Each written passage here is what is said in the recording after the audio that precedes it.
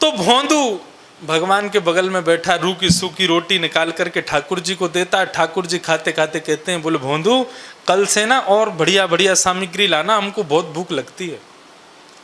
भोंदू बोला बिल्कुल लाऊंगा, जरूर लाऊंगा। दूसरे दिन गया, उसने अपने गुरुजी को नहीं बताया, जीव गोस्वामी को नहीं बताया कि मुझे ठाकुर जी मिले। उसको लगा ये सबको ऐसे ही मिलते हैं, मैं थोड़ा कम पढ़ा लिखा हूं ना, इसलिए मुझको इतना लेट मिले, नहीं तो बाकी सबको तो मिलते ही रहते होंगे।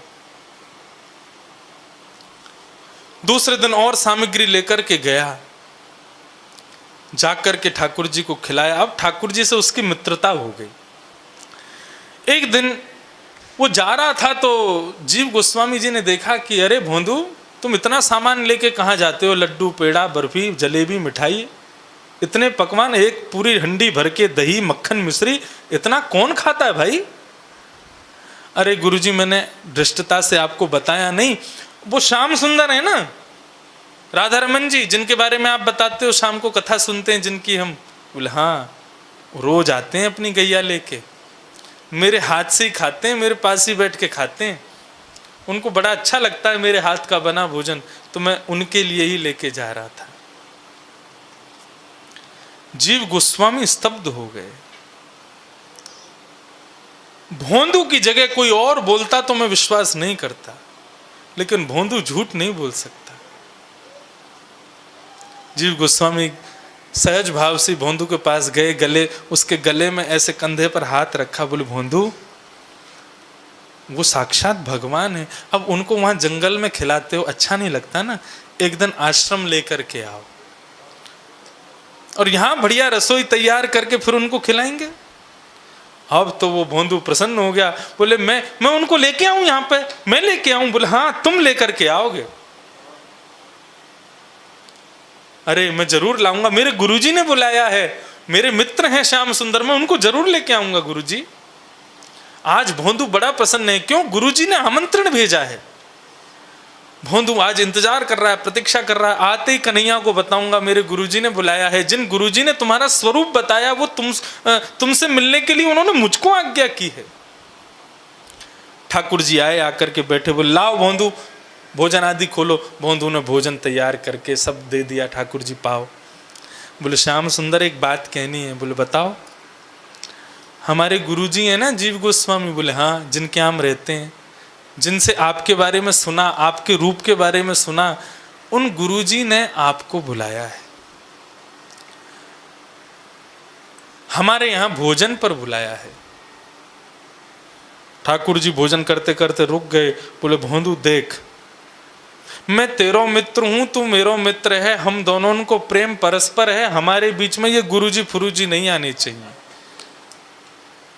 तू मोसे मिलवे आवे, मैं तो से मिलवे आऊं, मेरो तेरो प्रेम है, गुरुजी को बीच में मत ला। भोंदू ने ये एक्सपेक्ट नहीं किया था कि ठाकुर जी ऐसा बोलेंगे।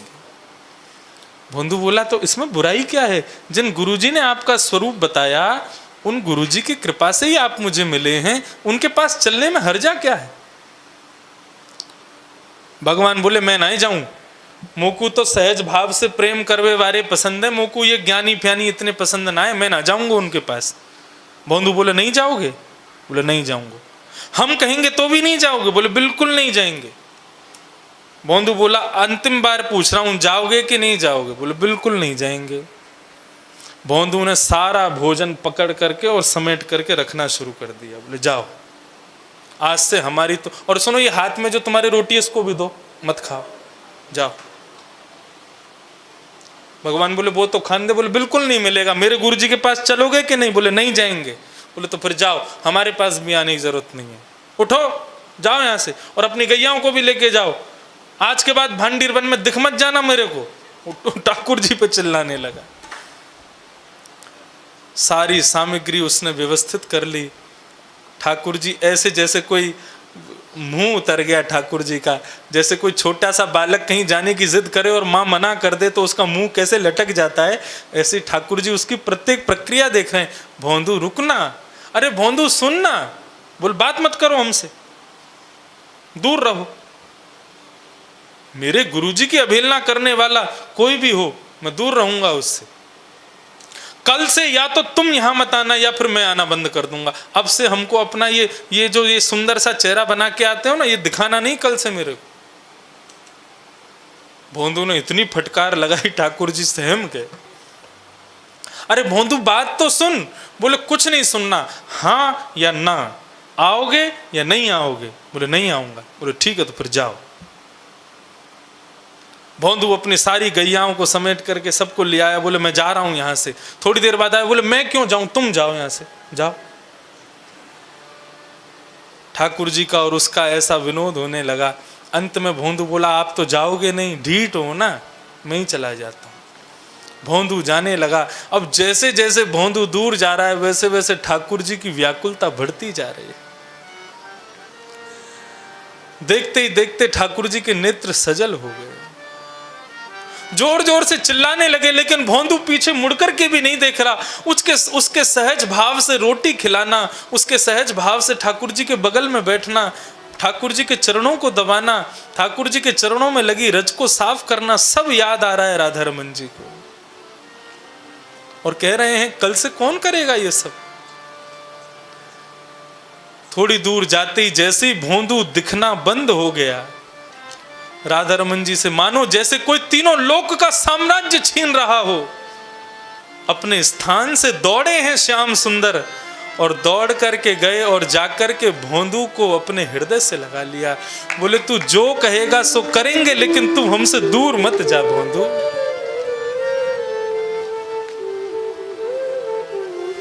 भोंदू बोला गुरु जी के पास चलोगे? ठाकुर जी के नेत्र सजल हो गए। बोले अभी चलूंगा, चल लेके चल मुझको।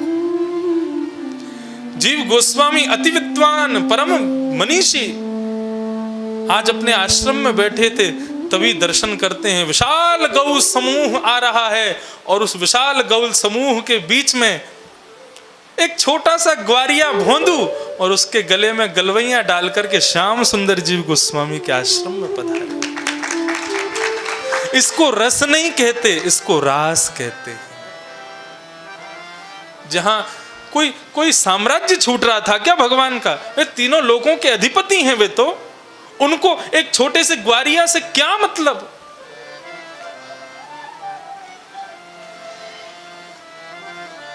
लेकिन ये प्रेम की वो अवस्था है जिसमें त्रिलोकी नाथ भी नतमस्तक हो जाता है। और ये प्रेम की अवस्था, इस प्रेम की राजधानी श्री वृंदावन है। ऐसा प्रेम केवल इसी स्थान पर प्रकट हो सकता है, पूरे विश्व में कहीं नहीं हो सकता। कौन पावे आको पार, अरे कौन पावे आको पार। ओ भैया प्रेम ने दिया कि सदा उल्टी बहे धार। कौन पावे आको पार, प्रेम ने दिया कि सदा उल्टी बहे धार। कौन पावे आको पार, प्रेम ने दिया कि सदा उल्टी बहे धार। कौन पावे आको पार, प्रेम ने दिया कि सदा उल्टी बहे धार। ओ देखो मैं सुनाऊं एक बात में, देखो मैं सुनाऊं एक बात में, देखो मैं सुनाऊं एक बात में। देखो मैं सुनाऊं एक बात में। ब्रह्म निराकार रहो गोकुल में खेल, हाँ ब्रह्म निराकार रहो गोकुल में खेल। ओ ब्रह्म निराकार रहो गोकुल में खेल, हाँ ब्रह्म निराकार रहो गोकुल में खेल। नंद यशोदा के द्वार, यशोदा के द्वार, नंद यशोदा के द्वार, यशोदा के द्वार। ओ प्रेम ने दिया कि सदा उल्टी बहे धार।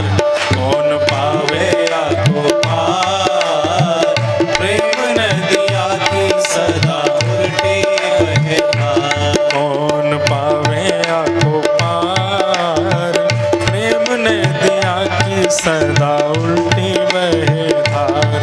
कौन पावे आपको पार, प्रेम नदिया की सदा उल्टी बहे धार। प्रेम को प्रमुख यही वृंदावन धाम। प्रेम को प्रमुख यही वृंदावन धाम। मास्क लगने का मतलब ये नहीं है कि हम शांत बैठे। मास्क लगने का मतलब है मुंह तो बंद है, मुंह दिखेगा नहीं, लेकिन अंतर्मुखी होकर के खूब भजन करना है। तो आर्तनाद से गाइए, ब्रह्मनाद से गाइए। ओ प्रेम को प्रमुख यही वृंदावन धाम। प्रेम को प्रमुख यही वृंदावन धाम। प्रेम ही ते पायो श्याम रसिया ने नाम। हाँ, प्रेम ही ते पायो श्याम रसिया। मुझे कल बताया गया हमारे साईं अम्मा, जब विभाजन हुआ भारत पाकिस्तान का तो सीधे वृंदावन आ गए, कहीं और क्यों नहीं गए। कईयों ने कहा बरसाना में चले जाएं, राधा रानी के प्रति खूब निष्ठा आपकी। लेकिन क्योंकि वे भी जानते हैं कि श्री राधा रानी भले ही उनका स्थान भले ही बरसाने में है, लेकिन निरंतर गली गली में आज देखा जाए तो कण कण में राधा रानी विद्यमान तो वृंदावन में ही है। इस वृंदावन में ही निवास करती हैं। कहीं और चले जाते लेकिन कहीं नहीं गए। और बताया आपके इष्ट देव तो श्री रघुनाथ जी हैं, तो अयोध्या चले जाते हैं। अयोध्या भी नहीं गए, बरसाना भी नहीं गए, बनारस भी नहीं गए, वृंदावन ही क्यों आए? क्यों? प्रेम को प्रमुख यही वृंदावन धाम। प्रेम को प्रमुख यही वृंदावन धाम। ओ प्रेम ही ते पायो श्याम रसिया ने नाम। हाँ, प्रेम ही ते पायो श्याम रसिया। अच्छा, बहुत विशेष बात, इस पूरी पंक्ति की सबसे बड़ी बात, ये जो प्रेम की बात है, इसको कौन नहीं समझ पाते।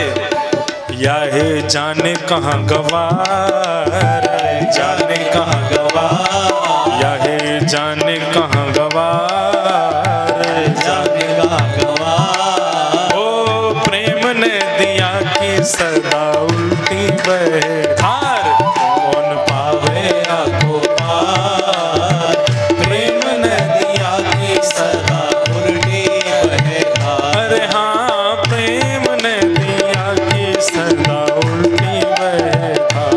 हाँ, प्रेम नदिया की सदा उल्टी बहे धार। अरे हाँ, प्रेम ने दिया कि सदा उल्टी बहे धार। हाँ, प्रेम नदिया की सदा उल्टी बहे धार। तो प्रेम,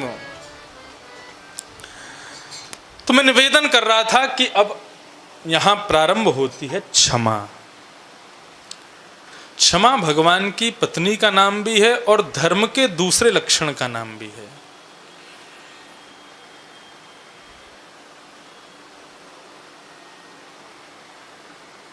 अहंकारी व्यक्ति कभी क्षमा नहीं करता। जिस व्यक्ति के अंदर दीनता है वो सब कुछ क्षमा करता है। भगवान को सबसे प्रिय गुण जो मानव का लगता है वो क्षमा ही है। मानव के अंदर कोई गुण हो चाहे नहीं हो पुरिया, लेकिन क्षमा यदि है तो भगवान को वो अति प्रिय है। और इस बात का प्रतिपादन भी भागवत, मैंने कहा मैं भागवत का वक्ता हूं, हर चीज में प्रमाण भागवत का ही दूंगा। जब द्रौपदी के 5 पुत्रों को मार दिया था अश्वत्थामा ने, तब अर्जुन ने प्रतिज्ञा की थी कि मैं छोड़ूंगा नहीं अश्वत्थामा को। तब द्रौपदी कहती है मुच्यताम मुच्यतामेश ब्राह्मणों नितराम गुरु, ये ब्राह्मण हमारे गुरु हैं, इसको मत मारो। द्रौपदी वहां बहुत सारी बातें कहती है कि इसको मारने से मेरे पुत्र जीवित नहीं हो जाएंगे। पुत्र के मरने का शोक माँ को कितना होता है ये मैं जानती हूँ, और ये जानते हुए भी मैं इसको मरवा के इसकी माँ को कष्ट दूं, ऐसा मुझे नहीं करना चाहिए। अर्जुन इसको मत मारो। तब द्रौपदी के उस क्षमा के भाव को देख करके भगवान ने द्रौपदी को अपना नाम दे दिया, कृष्णा। द्रौपदी का नाम है कृष्णा। द्रौपदी क्षमा की देवी है। देवकी और वसुदेव भगवान के माता पिता भी क्षमा के देवी देवता हैं। महाराज कंस ने 6 बालकों को मार दिया, फिर भी देवकी और वसुदेव ने उनको क्षमा किया। इसीलिए अष्टम गर्व के रूप में भगवान पधारे। जो क्षमाशील है, भगवान कहते हैं उसके यहां पुत्र जन्म नहीं लेता, उसके यहां मैं ही जन्म लेता। आप कहेंगे कि अपराध बहुत बड़ा हो तो फिर क्षमा कैसे कर सकते हैं हम?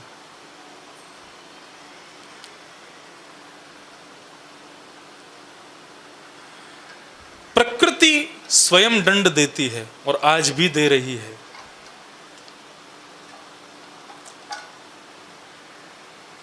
दंड देने का अधिकार मानव का नहीं होता, दंड देने का अधिकार प्रकृति का है। यदि किसी ने आपके साथ गलत किया तो उसको भगवान भरोसे छोड़ दो। आप अपने मन को मलिन मत करो क्रोध करके।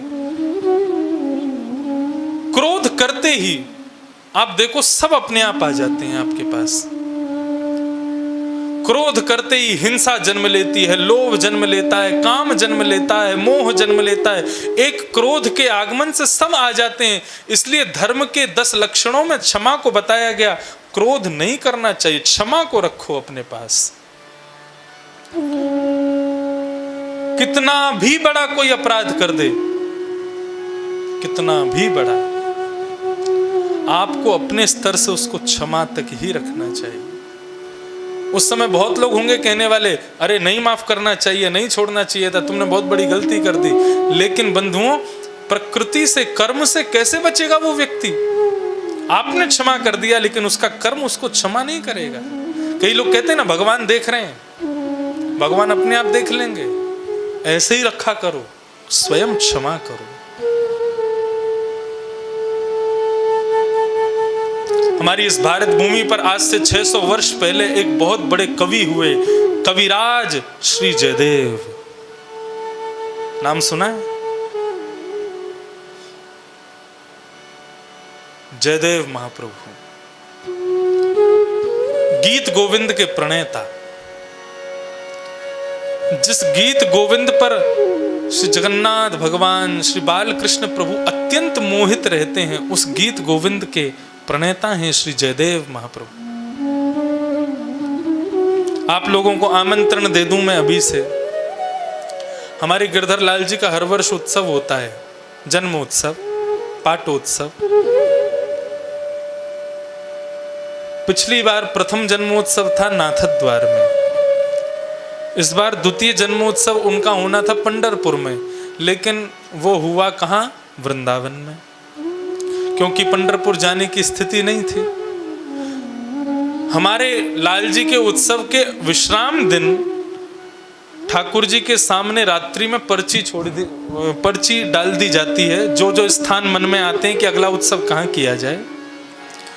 और फिर दूसरे दिन एक पर्ची उठा करके दूसरी जगह की घोषणा कर दी जाती है, अगला उत्सव कहाँ होगा।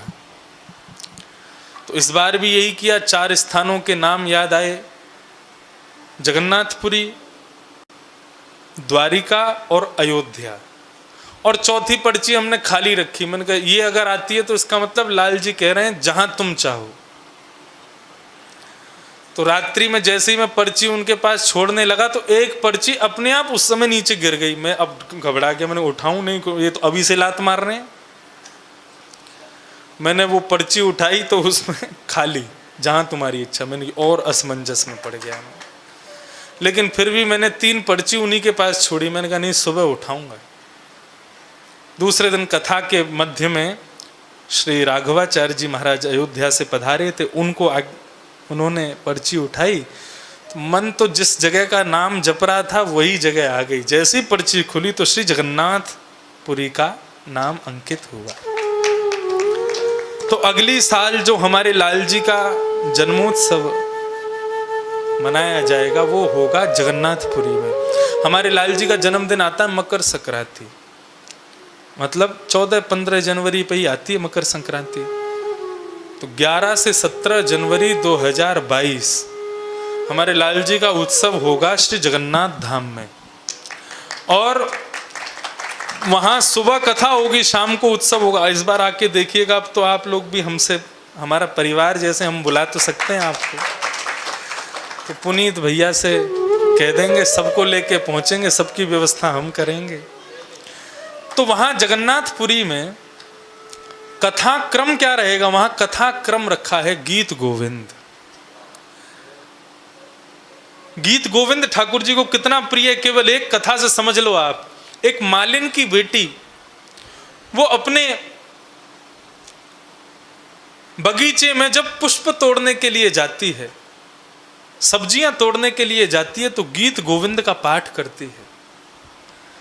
उसके गीत गोविंद को सुन करके श्री मंदिर में विराजमान, श्री क्षेत्र में विराजमान जगन्नाथ भगवान डामाडोल होने लगते हैं, हिलने लगते हैं। और पुजारी जी से कहते हैं जितना शीघ्र हो सके दर्शन बंद करो मेरे। क्यों, क्या हो गया प्रभु? बोले बस अब मुझसे खड़ा नहीं हुआ जा रहा है। वो गुंजायमान गीत गोविंद का मुझको मेरे कानों में आ रहा है और मुझको बुला रहा है, पुकार रहा है। पुजारी जी जैसे ही गेट बंद करते हैं, जगन्नाथ भगवान वहां से अंतर ध्यान हो जाते हैं। सुभद्रा बलदेव कहते हैं हमको तो संग लेके ही नहीं जाते, अकेले ही भाग जाते हैं सब जगह। जगन्नाथ भगवान पहुंच गए और वो मालिन की बेटी गीत गोविंद गाते गाते गाते गाते वन में प्रवेश करती जा रही है। भयंकर कांटेदार वनों में प्रवेश करती है। अब वो मालिन की बेटी क्या करती है, अपने अंग को बचाने के लिए, कांटे खूब घने हैं तो उनको ऐसे खोलती है, स्वयं निकल करके जैसे छोड़ती है तो सारे कांटे फिर आ जाते हैं और जगन्नाथ भगवान के मुख पर लग रहे हैं, नाक पर लग रहे हैं, आंख पर लग रहे हैं, सारे वस्त्र फट गए हैं। लेकिन फिर भी इतने आवेश में, इतने भाव विहोर उस गीत गोविंद को सुनने में रहते हैं ठाकुर जी कि उसके पीछे पीछे चलने लग जाते हैं। गीत गोविंद पूरा होते जगन्नाथ भगवान वापस अपने मंदिर में आए। जैसे ही कपाट खुले, राजा ने दर्शन किया, जगन्नाथ भगवान के संपूर्ण अंग छिले हुए हैं, वस्त्र फटे हुए हैं। पुजारी ने पूछा ये जगन्नाथ भगवान के वस्त्र कैसे फट गए? तब श्री जगन्नाथ भगवान नेत्र से अश्रुधार प्रवाहित करते हैं और कहते हैं मेरे प्रिय जयदेव के द्वारा लिखे गए गीत गोविंद की अष्टपदी एक मालिन की बेटी बड़े अत्यंत सुकोमल स्वर में गाती है, मुझे बहुत प्रिय है। उसको सुनने के लिए मैं वन में जाता हूं, इसलिए मेरे वस्त्र फट जाते हैं, इसलिए मुझे कांटे लग जाते हैं। राजा कहता है हमारे ठाकुर जी को कष्ट होता है, सोने की पालकी भेजी है मालिन की बेटी के लिए। और उस बेटी को बुलाते हैं, श्री जगन्नाथ भगवान के सामने खड़ा कर देते हैं और कहते हैं गीत गोविंद गाओ। जैसे ही गीत गोविंद गाने लगते हैं, पूरा जगन्नाथ धाम दर्शन करता है। श्री मंदिर में विराजमान श्री जगन्नाथ, श्री बलदेव, सुभद्रा तीनों अपनी भुजाएं उठा करके नृत्य करने लग जाते हैं। ऐसा है गीत गोविंद, भगवान को बहुत प्रिय है।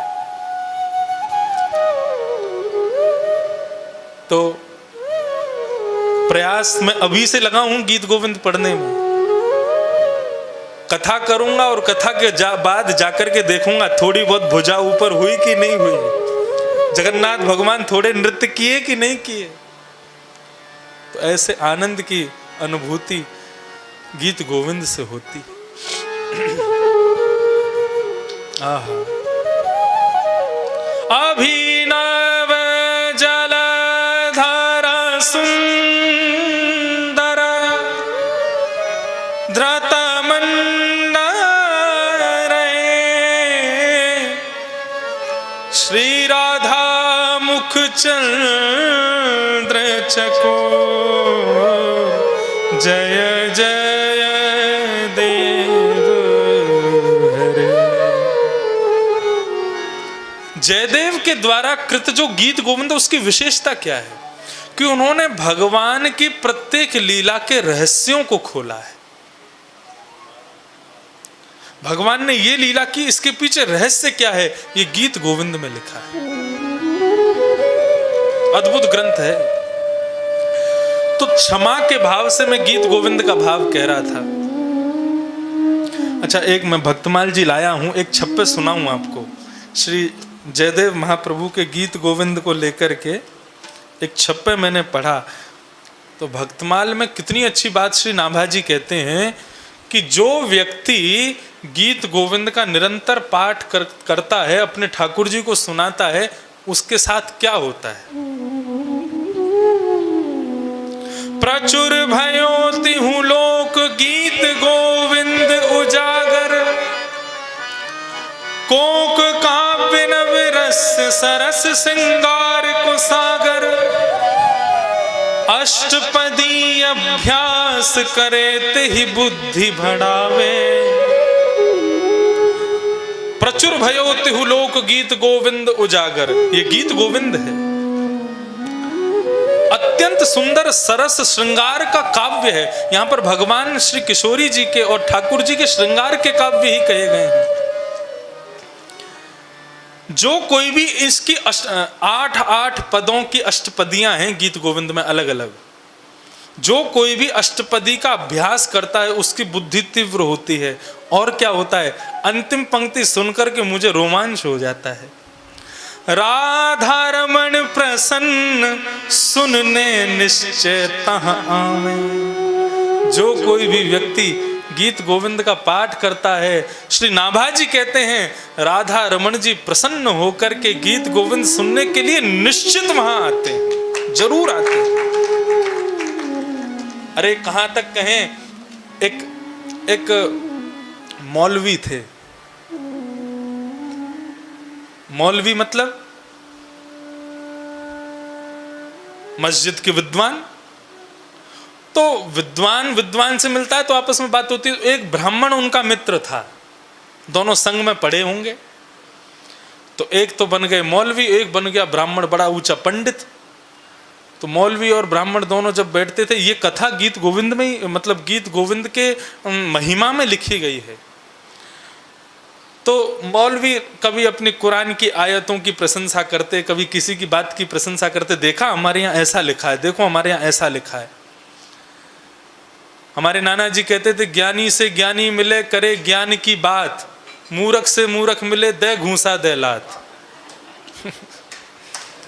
तो ज्ञानी से ज्ञानी जब मिलते तब ज्ञान की बात करते, प्रेमी से प्रेमी मिलते प्रेम की बात करते, मूर्ख मिलते हैं तो एक दूसरे के खूब पिटाई करते हैं। तो ब्राह्मण ने कहा, बोले तुम्हारी, हम किसी पंथ की किसी धर्म की कोई निंदा कर रहे हैं ऐसा नहीं, लेकिन ब्राह्मण ने कहा तुम्हारी इन कुरानों की आयतों को सुनने के लिए क्या कभी तुम्हारे खुदा प्रकट होते हैं? सामने बैठ कर के कभी वो सुनते हैं? बोले सुनते तो हैं लेकिन अदृश्य होके सुनते हैं। मौलवी ने कहा, बोले सुनो, हम तुमको एक भाव बताते हैं, उसका तुम पाठ करोगे तो हमारे ठाकुर जी प्रकट होकर के सुनेंगे। क्या करना? बोले कुछ दिन तक केवल आसन लगा करके रखना कि यहाँ ठाकुर जी बैठे हैं, ऐसा भाव रखना। करते करते करते एक दिन तुमको दिख जाएंगे कि वो वहां बैठ करके सुन रहे हैं। मौलवी ने कहा क्या है? बोले गीत गोविंद। गीत गोविंद की अष्टपदी दे दी। अष्टपदी को मौलवी ने याद कर लिया और कहा मैं भी तो देखूं तुम्हारे ठाकुर जी दर्शन देते हैं कि नहीं। और वो रोज क्या करते, जब पढ़ाने, जब अपनी मस्जिद जाते थे तो घोड़े पर बैठ करके जब जाते थे तो स्वयं बैठ जाते और अपने आगे इतनी जगह छोड़ देते कि ये भाव रख के कि यहाँ ठाकुर जी बैठे, और अष्टपदी गीत गोविंद का पाठ करते हुए घोड़ा चलाते। घोड़े की नाल की आवाज पर उनको ताल मिल जाती, उस ताल में गाते हुए चलते। एक दिन, 2 दिन, 3 दिन, 1 महीना हो गया। 1 महीने बाद जैसे ही आज मौलवी बैठे, इतने में ही एक नन्हा सा बालक सांवरा सलोना दौड़ता दौड़ता आया और चलते हुए घोड़े पर ही बैठ गया और मौलवी के सामने मुख करके बैठा। मौलवी ऐसे इस प्रकार घोड़ा चला रहा है और उसकी दोनों भुजाओं के बीच में ठाकुर जी उसकी तरफ मुख करके बैठे हैं और संपूर्ण गीत गोविंद सुन रहे हैं। नेत्र सजल हो गए मौलवी के। अब तो वो निरंतर, ठाकुर जी ने मना किया किसी को बताना नहीं कि मैं बैठा हूं, अपने मित्र को भी मत बताना, बस तुम दर्शन करते रहो। मौलवी रोज उनका दर्शन करता दिन रात। अब तो उसका नियम बन गया, घोड़ा चलाता तो इतनी जगह छोड़ के ही बैठता कि यहाँ ठाकुर जी बैठे, और ठाकुर जी बैठते थे। एक दिन बहुत जल्दी में था, कहीं उसको जाना था। आज जितनी जगह वो छोड़ता था उतनी जगह नहीं छोड़ पाया और घोड़े पर सीधा बैठ गया। लेकिन नाल की आवाज आते ही, घोड़े के पैरों की नाल की आवाज आती, अपने आप गीत गोविंद शुरू कर देता था। तो जैसे ही चलने लगा घोड़ा, उसने गीत गोविंद शुरू किया। उसने सोचा आज मैंने आसन नहीं बिछाया, कोई बात नहीं, आज लाला आराम कर लेगा। जैसे ही गीत गोविंद गाना शुरू किया, इतने में क्या देखता है कि उसके घोड़े के आगे जिस गति से घोड़ा चल रहा है उस गति से राधा रमन जी उल्टे चल रहे हैं और गीत गोविंद सुनते हुए चल रहे हैं। अपने घोड़े से उतर गया, नतमस्तक हो गया और कहा कि प्रभु एक वरदान मुझे दे दीजिए। मैं भले ही म्लेच्छ हूं, मैं भले ही आपके उस समुदाय का नहीं हूं जो आपको प्राप्त कर सके, लेकिन हूं तो इंसान। मुझे केवल एक वरदान चाहिए। भगवान बोले क्या वरदान चाहिए? बोले जब तक जीवित रहूं तब तक गीत गोविंद गा गा करके आपका दर्शन करता रहूं। जिस दिन मर जाऊं उस दिन आप मुझे मत मिलना। क्यों? आप तो जीते जी मिल गए। मृत्यु के बाद मुझे उस महाकवि जयदेव के दर्शन करने, जिसके गीत गोविंद पर भगवान इतने आ सकते हैं। ऐसा है गीत गोविंद।